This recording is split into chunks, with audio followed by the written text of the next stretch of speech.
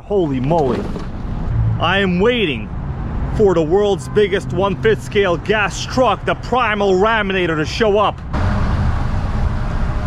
Oh man, there it is. One of my good friends just made a deal, and I told him, bro, let's meet up right now as you're getting it, and we're gonna go take a look at it. I'll bring some fuel, I'll bring some fuel line, and I'll bring my knowledge. He's about to roll up here, and we're gonna take a look at exactly what he purchased. Oh man, there it is. I like the way it looks in the back of this. Hold on, this is a Dodge Ram, bro. This is a Dodge Ram. Dude, congratulations. Thank you, sir. He's been wanting this for a very long time, and we just picked one up. Let's take a look at it. We're gonna do this literally as you just got it. Holy moly.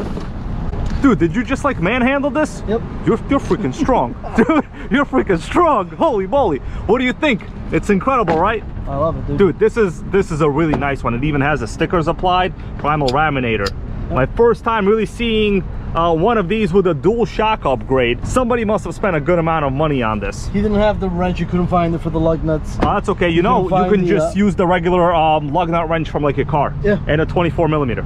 It's 24 mil? Yeah. Okay. Well, the hubs are 24. Okay. Man, this thing couldn't find the gears either, so I'm like, I'm not even worried all right. about it, 'cause I'm not going to do anything. Yeah, you're never going to really upgrade the gears. This thing is like honestly beautiful. So tell us the story on it. What happened? He bought it, when he got it from the factory, he was having a hard time starting it. He and his brother took apart the motor. One of the piston rings itself wasn't seated. Okay. So he was able to seat it. He says, let me just take my gamble. He says, I'm going to call Primal. Yeah. They sent him a new motor, which I have here. Yeah, that makes sense. These things use like dual ring engines. Dodge Ram gang, dude. Dodge Ram. He gave me the original exhaust. That looks like maybe the V2 pipe. This is the original, but he said he upgraded it, so. Oh, Fly Sky original radio. And I opened it. I have 2 batteries. Dude, what kind of air freshener you got in this car? It smells good. No air freshener. Is that? Holy shit, that's you. Okay, it's okay. I'm married, everybody. I'm married, guys. I opened this up while I was there. Yeah. So. Yeah, this is the original 49cc engine. Brand new. Very nice. They don't make very high RPM, but I'm going to be honest with you, they're very reliable. Like, look at this clutch. Yep. These are, I think, 86mm clutches. But you saw the video where I told Melissa's Honda the clutch didn't break itself, so it's okay. It looks almost similar to like an ALX type setup, doesn't it? I heard that these are basically like pocket bike engines, so they're technically meant for like people on them, you know? Oh, okay. So they have a lot of power, but like almost no RPM, which is okay. It's a gas engine. Right. You have to learn how to choose sickening. I see you got a couple of the original batteries. Yep. You know what? I think you have like the V2 model, because these batteries, I think we're equipped with the V2. Is this a balancer, or is this it's a regular Futaba plug. Okay. Yeah, these are regular Futaba plugs. Mine came with a non-branded Primal battery. I think you bought the V2. So you might actually have like the different spiral gears in the dips, I'm thinking. Oh, really? I have straight cut gears. Oh, okay. All right, let's go take a look at the truck, dude. And I brought some stuff with us. We'll see if we can fix it, whatever, but it's overall exterior condition. I see no flaws. The body is like perfect. The stickers are really nicely applied. 5-gallon pail. Oh wow! So that the tires wouldn't flatten out and no issues. He says he never ran it on dirt. It was always on grass. He never rolled it. So yeah, the tires look perfect. You know, my cat Sandy uses the tires as a scratching post. She ruined them too? Well, it's okay. It's okay. You know, gotta love those cats. You know. From the exterior condition, I really don't see anything wrong. It looks okay. The one thing I noticed, and I'm quite sure when people do the dual shocks on this, you're not supposed to use dual springs as well, because like if you push it down, I'm going to apply a good amount of pressure there. It is really tight. This is tighter than many people's budget after inflation. You know, especially my budget after I do a Nissan Murano repair. So probably I would recommend you remove the springs later on, one of them, and just keep the dampener. It should be okay, because it's really tight. All right, dude, let's remove the body. Let's see what we got. It's very simple. You basically kind of move it like this and you lift up. Something just because we also forgot these body clips over here. Yeah, something else. It's probably the rest of that body clip. I'm gonna pop out these body clips. We forgot the body clips. There's 8 body clips. Oh, it's all right. Body clips don't matter. It's like a spacer or something that went. What is it? Oh, I know what this is. This is the plastic body post from the other side. I'm gonna show it to you in a little bit. Let's take the body off, and then I'll show you where this goes. I know where this goes. So So just basically take it from each side, on this side, and this side, it'll pop out. Yeah, lift it up, boom, there you go. So the body weighs like a good 5 pounds. I'm surprised that it is actually pretty heavy. Yeah, and it's very stiff. They're sold in 2 pieces, if you notice, by the way. So this is this part, yeah. This is just the plastic. Honestly, this stuff is useless. If you want, they sell these in aluminum, the body mounting tabs. Okay. But you really shouldn't use the aluminum. This is perfect. And honestly, once these parts click into the top of the structure, you don't need nothing else. But I can always glue that piece on anyway. Yeah, exactly. It's just, you know, a little memoir over there. Yeah, so the shocks are oh man, they're overly stiff. But, you know, the dual shock upgrade wasn't cheap. I think it was probably a couple $100 at that. Yeah, this appears to be the V2 model. I could tell based on the way the pipe is designed here. Mine tends to have more of a downward here, so it has a lot of dirt. Whenever I drive mine, the V1, there's a lot of dirt here on the shocks. Wonder if I can put like a silicone adapter on here too. Yeah, some people do that. Some people do that. But honestly, with like a proper tune, it's not like a Nitro. You don't have like a bunch of oil coming out, you know? Yeah. So you should really have no issues. Okay, what do we got over here? Everything looks complete. I do notice broken fuel line, that's for sure. The exhaust coupler here. Yeah. This is a 2-part pipe. It's right? This is normally a 2-part pipe. Right. Mine also did in fact leak. So it basically cut the exhaust coupler. So you could use like pretty much any piece of silicone there. It's no big deal. It's normal to have that. Let's take a look at the rest of it. Do I notice anything weird? Looks like no, it's okay. That's the cable's starting to like wear out. Oh, the exhaust. Part of the cable right here. Oh, yeah, but the cable itself is still in the metal structure. You know, these are basically just like bike cables that run throughout the car. And have you ever like repaired bike cables on like on a bicycle? Yeah, brake you cables. you can get these for like $10 on Amazon. Really? And yeah, they're very cheap, so it's no big deal. But Primal sells them. Let me take a look at some of the weak parts that these trucks are known to have. Now, some of these steering components, this is normal how they kind of move a little bit like this. These are some of the weak parts. It's moving now. Yeah, this is normal. The sway bar is supposed to be a little loose. By the way, for like future reference, you can mount this closer or kind of further out. It gives you a little bit more of suspension travel. For like crawling, people remove the sway bars. You really don't need them. But considering you got like the world's roughest dual shock setup, yeah, I think that's really not going to help you out. Let's do a little top-down view here. It looks pretty good. I don't see nothing wrong really. Yeah, the fuel line. It seems like it's a very short cable. So this is like a common issue on these Primal MTs. Basically, once a year, you will rip your fuel line because the way they route it, it goes through this cross member, right? Chassis cross member. Yeah, there's no give to it. Mine, when I redid the fuel lines, I put the fuel line on the outside, on the outside of this, you know, cross member there. I put it literally on the out. You see how they're squeezed by the fuel tank? Yep. That's not a good design. But what we can do now, I brought some fuel line with me. Sure. So let me go get my fuel line. We'll see. But first we got to do a little bit more of an inspection. But I'm gonna go get my fuel line. Hold on a second, Brad. All right, bro. I brought some gifts. Well, some Primal RC gifts. You know. Let's take a look inside there. Holy moly! Don't tell me we don't have the fuel line. Did I not bring the fuel line? It's not like you. It's sickening. Yeah, it's not like me. Where's the fuel line? This for the Nitro is gonna be okay for now. Well, I made a mistake, but Ben never goes anywhere without some awesome Traxxas blue silicone fuel line. Yeah, we can run this for now. It's nothing like silicone is actually very good. So these models use like Tygon fuel line. Hold on, we got to take a look at inside the tank. Yeah, this one's because probably both of them broke, right? So the fuel pickup is inside the tank. Oh, let's take a look inside. You know what? We need to really drain the tank. Gonna take out the fuel tank. We need to redo the fuel lines, get the fuel pickup itself. Okay. Something fell out. Yeah, just the washer.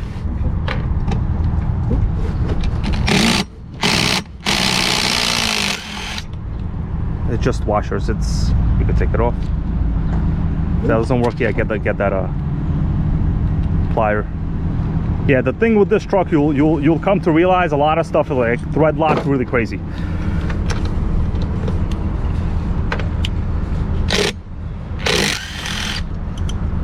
A fuel tank just comes out easy. Oh wow. That's it. Nice, right? Very simple nice. Access. Nice. Those are just rubber grommets. No, I can clean it. Yeah, let's get rid of this somewhere, get the fuel pickup somewhere eco-friendly. We're gonna go over there to Advanced Auto Parts and dispose it in their oil disposals. We'll be right back.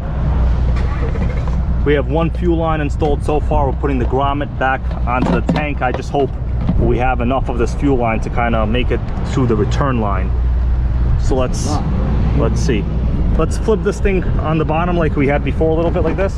On its side? Yeah, like that. Let's flip it a little like that, and we'll have some access to the carb, to the return line there in the bottom. So I'm gonna remove this return line. Oh, it's in there pretty good. Okay. Well, yeah, this one isn't that long. I'm thinking it'll be okay. Man, working on the Primal out the back of a pickup. Living the American dream, right, Ben? We got it? That's it. Sickening. All right, okay. We got that. The grommet seems to be okay. All right. Lift that one through the bottom. Yeah, you know what you can do later on when you're home? Just splice this and put in like a fuel filter. Okay. That way you could extend it a little bit. Fuel filters. Yeah, they're all the same. Not bad, right? Removal of a fuel tank. You ever done it on the Baja? I'm sure you have. On the Baja, yeah. You got it disassemble half the chassis. Right? It's horrible. Yeah. It's not a fun chassis to work. This actually built pretty serviceable, in my opinion. User friendly in many ways, yeah. Well, it's a TVP chassis. I mean, did they clone the Savage or what? You know? Dude, how great would it be if Primal made a version of a Nitro? I'd be #1 in line, bro. You'd be #2. Possible. I don't know, maybe you'd be #1, who knows? Let's take a look inside the chain drive. There should be a good amount of oil on it. Man, I'm happy you have this impact driver, dude. That makes sure of it. Yeah. I never really had problems with mine. Once we get the screw out, we'll see if there's a good amount of oil. People like to do maintenance on this. I've never really had to do it. So this teardrop cover should just slide out. It's a pretty accurate level of engineering. Okay. The oil is pretty much all on the outside. Let's take a look at it. Yeah, so it's on the outside of that thing. We could use a little more grease on this eventually, right? But yeah, you're taking a look at the chain drive. This thing is no joke, you know, right? Look at that thick chain. Bearings are still good? Yeah, bearings are fine. I don't see anything wrong, but mine has a bunch more grease on it, but it's okay. I mean, the chain is not bad. We could put it back. I have assembly lube at home anyway. Yeah, it's good. Just wanted you to see, you know, the guts of this thing. You thought I was kidding about the chain drive, right? No. You were like, what do you mean? Is this a Kyosho? Kyosho USA what over here? Yeah, that's a very serious nice design. That's a serious design. Well, because the reason is this is actually the only fit scale with reverse. So that means it needs a transfer case, you know? Yep. And also, I don't know if you knew this, it has counter-rotating drive shafts. So the front drive shaft and the rear actually spin opposite directions. Oh, do they really? It's like a real it's like a real Monster Jam, yeah, so you don't have too much torque twist. Okay. Otherwise, it will be a wheelie fest at all times. So you need like a serious transfer case. You see deep down in there? Yep. That's basically the giant transfer case. All right, bro, I got the battery. You got the 4 AA's for the radio, the GT5? Okay. Let's just do this. So we'll just install that. It's already a Dean's plug, which is nice. Mine, the V1 was a little bit different, but it's okay. I basically run a 2S on mine. I like the fact that it's enough. The battery external too. Yeah, it's a very nice design. The newer generations have like a waterproof battery case design with the receiver, but honestly, this one is not waterproof, but it's adequate. You're never really gonna run this through the water. And also something to keep in mind, the air filter on these is all the way on the bottom of the chassis. Yeah, you see that big giant red thing? That's nice and easy to take in water. So. Yeah, so you know, don't be scuba diving, you know? If you're liking this video so far, you know, I only have one chance, one opportunity to do something like this. Give it a thumbs up, you know, become a channel member. I'd appreciate it. This is a really good radio, honestly. And I told you I was going to get one. Yeah, you did tell me, that's true. I kept telling you for like years, I think now, to get the GT5. Past 2 years you've been telling me. And now you got one, bro, you got one. Because Primal wanted you to have it. All right, let's turn on the power switch. Oh, we got, that's pretty good. Let's move it to the side here. Okay, steering is good. Dude, the steering is great on this. That's brakes. Yeah, these things use like heavy duty, basically bright bike cables. The reverse servo is all the way on the inside on that side. So if you want, let's check out the brakes actually. Okay, so the brakes work. Is the reverse the one in the front? So yes, I'm gonna operate the reverse right now. The reverse on this model is this toggle. Okay. Okay, that's yeah, you could see it moving. That's the reverse. Okay, nice. Yeah, it's a really beautiful setup, to be honest with you. All right, so in terms of like crazy about reverse. Yeah, well, on a truck like this, you know, you got like a giant turning radius. You kind of need reverse. All right, man. So I think we're gonna get a little bit of fuel in it. Let's put it on the ground. I'm gonna help you out. Oh, you got it. Oh man, damn. Ben over here is super strong, man. What is all this here for? I go to the gym and I'm weaker. Do you think you need help with your LSD problem?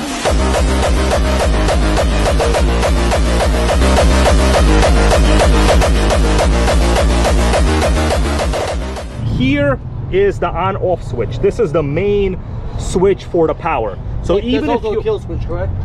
Technically, yes, that's a kill switch. Because the reality is, you know, unlike a regular fit scale, like regular fit scales have buttons on the engines, right? Yep. To turn off the power. Here, there's no button, you know. So this will be your external emergency cutoff if your actual third channel kill switch didn't work on your radio. Okay. Make sense? Normally you would just be using this. Okay. So if you go take a look right here, you back up a little. See, this is the factory Triton kill switch. You see the green LED? That's good. If you click it and it beeps like that, red, that means no spark. Yep. Basically, you're only really using this. Okay. You're never really turning off the main power. Okay. All right, man. Let's pour some two-stroke fuel in this. Show everybody the fuel we're using. VP. Yes, this VP. I bought this like on AMAN a while ago. It's a 25-to-1. I find it's a very good mixture. What do they charge you for the quart? I think it's like 10 bucks. To be honest with you, these cars are pretty fuel efficient. You know, it takes you like a really long time to run a quart. The main thing is it's ethanol free. You definitely want ethanol free. All right, let's pour some in. We'll see if it primes. We just need to make sure that it covers the fuel pickup. Do you see anything like with the fuel pickup? Yeah, it's halfway submerged. Okay.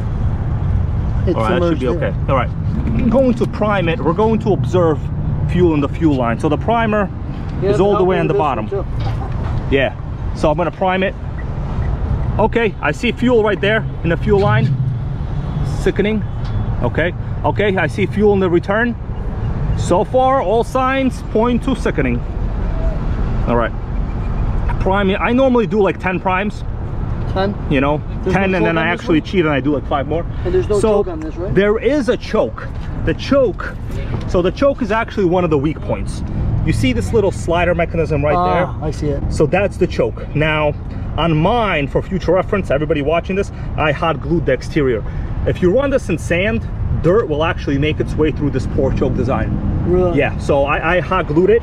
And that's one of the main reasons that people, I think there's like a choke elimination kit they sell for these. But for our purposes, we should be okay. All right, man, what you're gonna do, just do like one pull at a time, you'll feel it. Well, that's like 4 pulls. I meant like you know, one pull of the engine, like of the tug. Yeah, do that like 3 more times. That's going to prime. Oh, I heard it. It's gonna fire up. Go ahead. Oh, we got a little stuck cord over here. Sickening. How we fixed that? It was gonna fire up. Okay, I actually had that happen one time. We got I don't know if you could tap it like this. We got the cord stuck out here a little bit. Damn, it was gonna fire up. I don't know if that's gonna work on this. There's no way to move the flywheel here because this is not like a regular RC. You know, I'm thinking, what if we move the chain? No, because the chain is connected to the clutch. It ain't gonna do nothing. We need to actually spin it. It was gonna fire up. What if we move that little, yeah, just move it like that. Okay, we got it. We got it, bro. Try to kill you. All right. You know what? I'm gonna try to do this. Hold the radio and like stand a little bit in front because you never know, you know. All right, you guys ready for this? So when I started, I don't do like, you know, long pulls for this reason. All right, guys, Nitro Gang startup.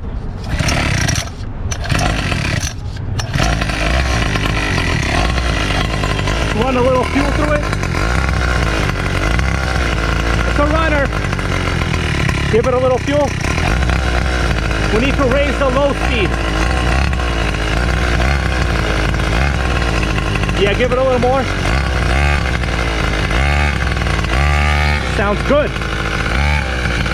Not loud. How's the idle? It's not that loud. How's it? Is it dying? Is it okay? Perfect, you're not holding it? That's it. It's a runner, bro. Congratulations. Thank you, sir. Sickening Primal MT purchase. Beautiful. Beautiful. I'll get this side, you get that side. We're doing the Primal MT lift, okay? How are we gonna get in this time?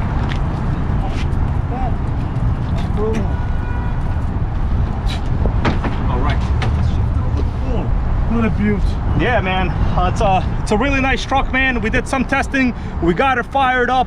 You know, we're over here at Walmart, and I know Walmart has like some pretty good cheap donuts. I'm a little hungry, okay? Melissa, do you see Panda Express over there? Yes. You want to hit up Panda Express? Yes. Honestly, last time we went there, I kind of almost threw up. But I'm hungry now, so Panda Express, guys, tell us what you think. So Ben, what do you think? You happy with the deal? I'm beyond happy. It's a sickening truck, man. I'm telling you for a while I want one, and the deal came up. Yeah, the deal came up. I saw it, but like I already have one, you know. And like Melissa already yelled at me for having Primal MT in our living room. You know, so like I can't get a second one. Guys, need more surface area on the carpet, you know what I'm saying? All right, guys, thanks so much for watching. We'll be back with an update sooner or later. Highly recommend the Primal MT. I am not sponsored by them, but they do know the channel. And you guys give this video a like, say what's up to Ben over here. You'll see him again. It's a sickening Nitro and Gas Gang member. See you all later. Over here at Panda Express, of course I got raped, but it's okay. I hope at least it's fresh. Let's take a look at what we got, guys. All right, we got the world famous noodles, basic rice with no flavor. We got their orange chicken, beef with broccoli. Panda Express. I hope I'm not disappointed. Now, I'm gonna chow down. See you guys later.